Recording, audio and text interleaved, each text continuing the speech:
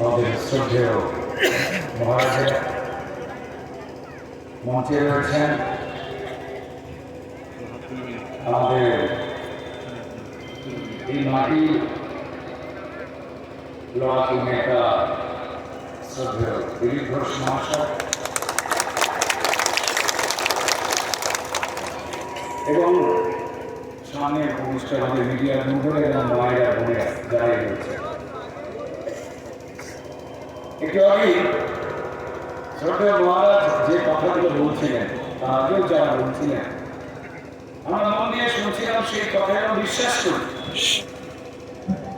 যে কথা এখান থেকে উঠে আসছে, এই কথা কোন রাজনৈতিক কথা না, এই কথা আবেগের কথা, এই কথা নিজেদের ভালো থাকবার কথা, এই কথা 1947-এ যে নতুন ভারতবর্ষের জন্ম হয়েছিল, যে ভারতবর্ষ বিশ্বাসঘাতকদের আল্লাহকে প্রশ্রয় দেওয়ার জন্য নিজের হৃদয় টুকরের একটা অংশ কেটে দিয়েছিল, তবুও তাদের তৃপ্তি মেটে না।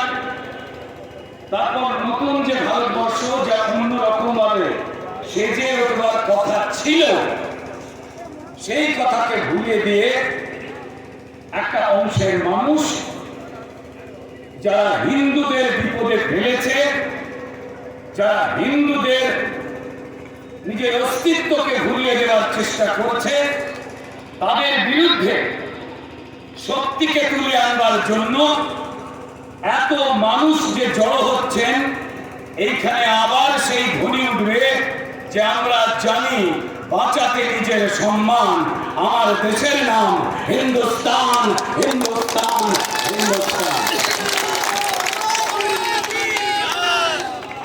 একটু আগে মহারাজ বলছিলেন যে সেকুলার, আমাদের পশ্চিমবঙ্গে এই সেকুলার এই শব্দটাকে নিয়ে বিভিন্ন রকম ব্যবসা হয়েছে। সেকুলার মানে স্বধর্মের প্রীতি, অন্য ধর্মের সম্প্রীতি। স্যার, সেকুলার মানে আপনারা পাল্টে গিয়েছিলেন লাল গামছা পরে 34 বছর ধরে ব্যক্তির স্বার্থে।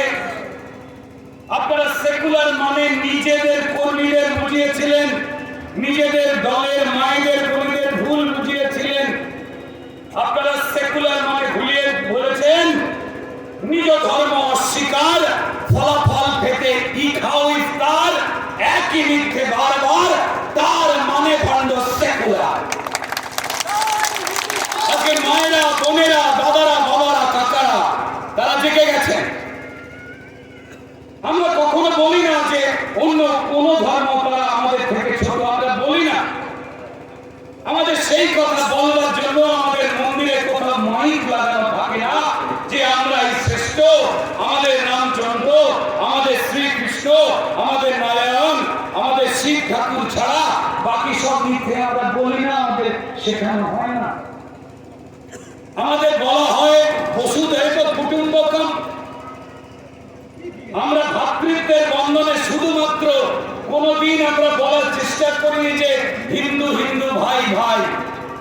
কিন্তু মুশকিলটা হলো কাজী নজরুল ইসলাম তিনি লিখে গেছেন, একই বৃন্দে দুটি কুসুম, হিন্দু মুসলমান যখন লিখে গেলেন, সেইটা আবৃত্তি করার দায়িত্ব, সেইটা গান গাইবার দায়িত্ব একা হিন্দুদের হয়ে গেল। তারাই বলে যাবে একই বৃন্দে দুটি কুসুম, আর আপনারা সেই কুসুম ফাটিয়ে অমলেট করে খেয়ে যাবেন, এটা হবে না। ওই গাছে, ভারতবর্ষের গাছে যে কুসুমগুলো ফুটেছে, তাতে জল আর পানি একসঙ্গে দেওয়ার দায়িত্ব আমাদের সবার।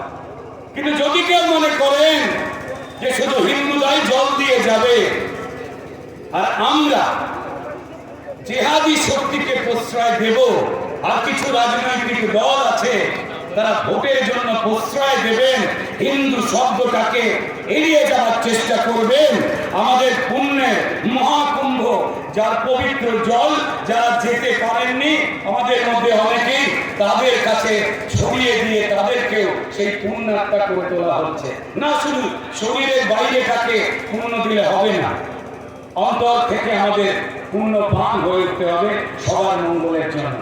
জেনে রেখে দিন, যারা জেহাদি শক্তিকে প্রশ্রয় দিচ্ছেন, একটু আগেই আমাদের মহারাজ বলছিলেন যে না, আমরা কখনো পর্যন্ত অন্যদের অস্বীকার করতে চাই না, কিন্তু হিন্দু ধর্মের এই যে ব্যক্তি, এই যে উদারতা, এই ব্যক্তি আর উদারতার জন্যই আমরা আমাদের মাটিতে আমাদের ধর্মের স্বামী বিবেকানন্দ, শ্রী শ্রী রামকৃষ্ণ দেব, শ্রী চৈতন্য দেব, এইরকম পরম পূজ্য পুরুষকে, মহামানবকে আমরা জন্ম দিতে পেরেছি, যারা পরিষ্কার বলেন যে মেরেছ কলসির কানা, তা বলে কি প্রেম দেব না, কিন্তু তা বলে তোমরা রোজ কলসির কানা মারবে আর আমাদের সন্তানদের মেরে ফেলবে।